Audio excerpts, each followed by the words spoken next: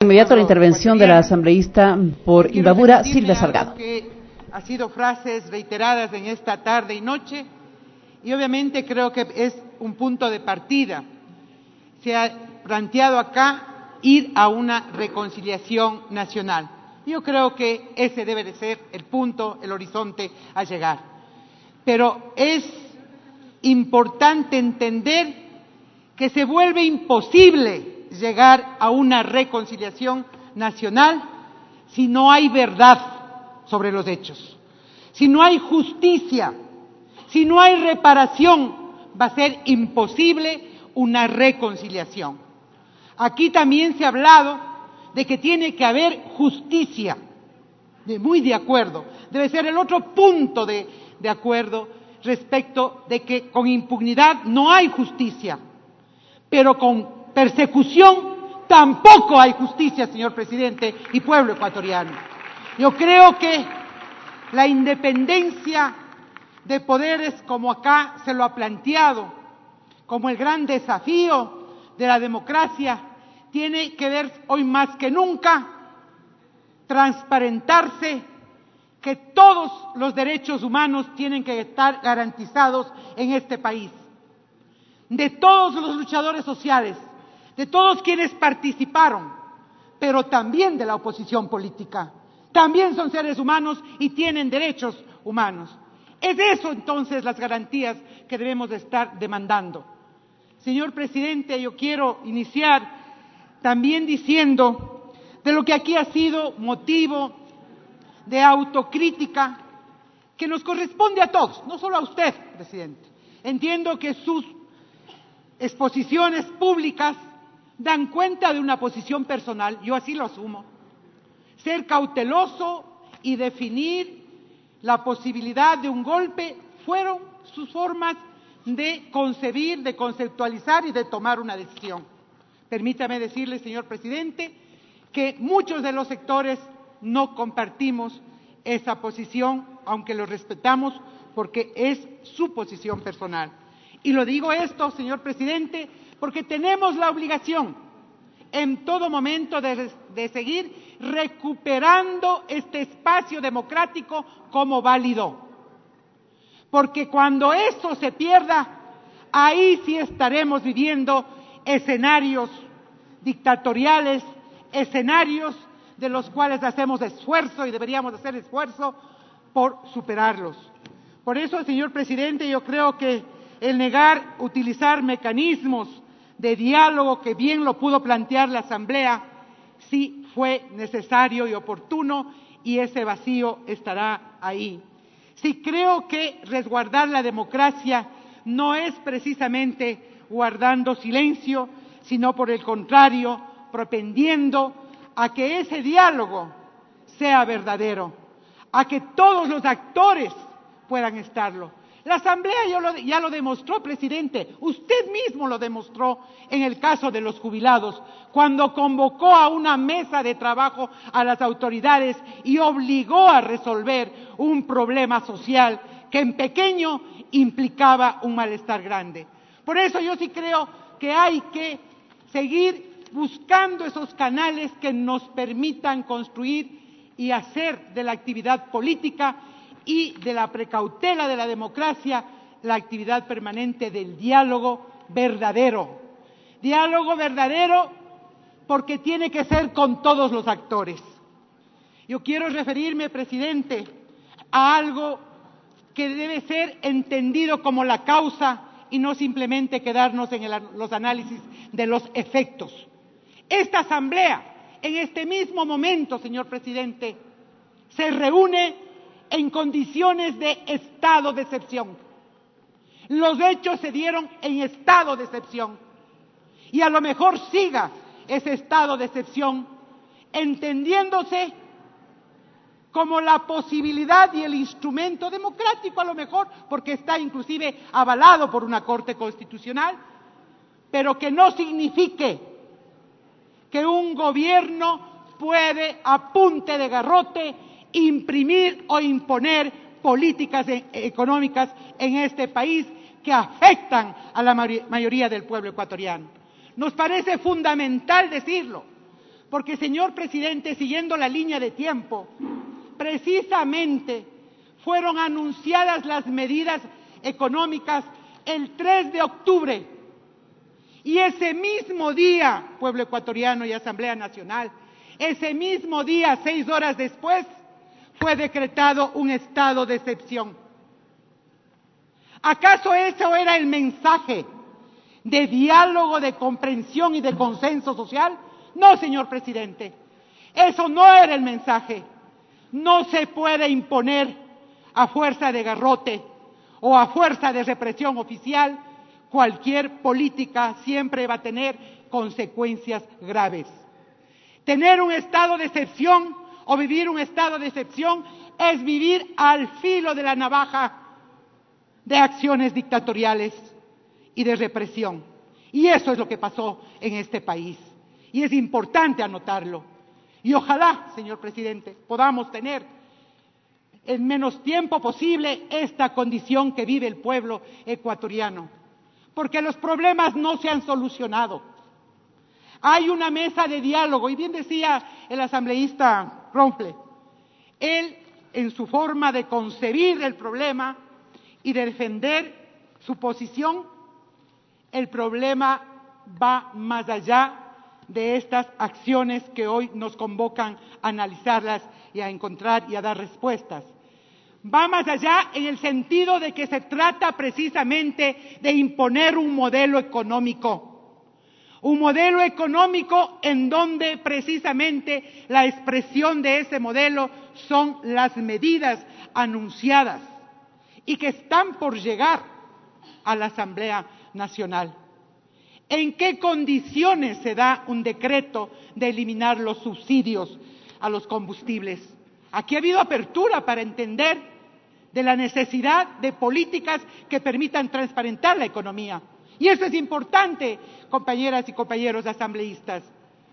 Pero no podemos dejar como asamblea de encontrar precisamente esa respetabilidad en el sentido de responsabilidad para conocer de manera pública, no en el seno únicamente de esta asamblea, sino el pueblo ecuatoriano, cuáles son las condiciones de un crédito internacional que a través de una carta intención del Fondo Monetario Internacional el gobierno tiene que cumplir a través de decretos, pero también a través de leyes.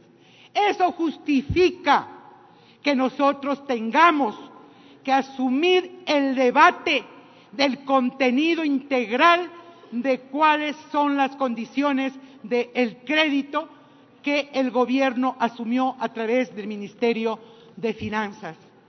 Porque es precisamente eso lo que determinó un decreto en condiciones que se quiere desconocer y que acá se tiene que repetir, porque esa es la realidad que vive el pueblo ecuatoriano.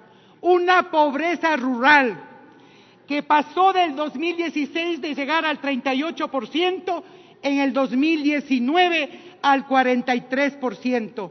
Eso no es golpe, eso no es edición, eso es una realidad que nos compete a todos resolverla. Una pobreza extrema que igualmente se incrementó, y en Quito precisamente, en nuestra querida capital, precisamente una pobreza rural que se incrementó del 7.9% al 11.9%. Una extrema pobreza que se incrementa en los 2 últimos años del 1.7% al 3.6%. A esto se añade 23,000 desvinculados del sector público y obviamente la situación de caos, de expectativa, de nerviosismo, de anuncios como lo hizo el ministro de Finanzas al otro día de las medidas que vendrán 10,000 más, y presiones públicas de que no deberían ser 10,000, de que deberían ser 20,000 y los que sean para desmantelar un Estado. Esa es la gasolina que se puso al fuego. Eso nos permite explicar, aunque no justificar, una situación de violencia generalizada, pero que no justifica tampoco una represión oficial como la que aquí hemos visto los testimonios. Por lo tanto, no resolvamos este debate en la Asamblea Nacional con posiciones simples, o como que ya pasó, o como que las cosas vinieron de afuera. ¿Quién pagó la rebelión? La rebelión fue social, campesina, popular, de las mujeres que como nunca decidieron salir a las calles y decir el malestar y decir las condiciones de pobreza que tenía. Por eso, señor presidente, yo quiero que en estas resoluciones fundamentalmente entendamos de que las pasiones políticas son difíciles de superar en este espacio, de que una comisión de investigación tiene que tener elementos objetivos, con seriedad y responsabilidad. Una comisión de asambleístas que representemos a los diferentes partidos políticos tiene que estar acompañada de organismos de derechos humanos, porque aquí en el país se violaron derechos humanos. Y por eso es que la presencia de la institucionalidad creada por nosotros, presidente, a través de una ley como es la Defensoría del Pueblo, tiene que ser parte de esa comisión. Una relatoría técnica como Naciones Unidas tiene que hacer acompañamiento, tiene que haber la mayor participación social, especialmente de instituciones nacionales e internacionales que permitan recuperar precisamente a través de esta investigación la credibilidad en esta institución que por competencia le corresponde el control político y la fiscalización. Así debe serlo. El artículo 20 de la Ley de Defensoría del Pueblo permite conformar comisiones de la verdad. Saludo la decisión de la Defensoría del Pueblo, que el día de hoy acaba de constituirlo. Y ahí se registrará, señor presidente, señoras y señores asambleístas, ahí se registrará los efectos de la violencia generalizada y de la represión oficial. Ahí está un informe de la Defensoría del Pueblo que contrasta y que debe también ser contrastado con el informe del Ministerio de Gobierno, porque precisamente, señor presidente, no es que fueron accidentales las muertes, ni que tampoco fueron producto de una precipitación o de una caída. Tenemos que ser objetivos. Aquí no vamos a castigar, como se ha dicho, al primero o a nuestros opositores, o porque disiento o porque tengo una forma de ver diferente. Aquí tenemos que garantizar la objetividad. Y finalmente, sí, señor presidente, decirle que nos preocupa que compañeros asambleístas hayan tenido que tomar opciones de protección. Eso tenemos que justamente enfrentarlos, que haya condiciones para ejercer la ley, para ejercer justicia, para ejercer con objetividad y con la institucionalidad madura y responsable cualquier evento social y político, y no precisamente que se tenga que acudir a una protección internacional precisamente porque no hay las condiciones. Nuestra solidaridad como colegas, como compañeros, como ciudadanos, a todos quienes fueron objeto de vejámenes, pero fundamentalmente a quienes ofrendaron su vida. El movimiento indígena, campesino y popular ha demostrado que pudo rebasar, presidente, que pudo rebasar inclusive lo que tradicionalmente e históricamente fueron utilizados lastimosamente por extremos, porque las crisis también son políticas y de los partidos políticos. Como base nos rebelamos ante la utilización de esas prácticas y fundamentalmente dejamos al descubierto que las consejerías al gobierno no le van a hacer bien, le va a ir muy mal si es que se sigue escuchando a aquellos que pretenden perennizar privilegios o utilizar la lucha social para otros intereses. Vive el Ecuador en estos momentos desde la Asamblea Nacional con el compromiso, presidente, de que cualquier ley que implique o que grave las condiciones de pobreza del pueblo ecuatoriano, estará prendida esa llama que está pendiente y que no hará falta, señor presidente, ningún tipo de combustible, porque el combustible está ahí y que es la reacción popular frente a la pobreza y frente a la inequidad. Muchísimas gracias, presidente.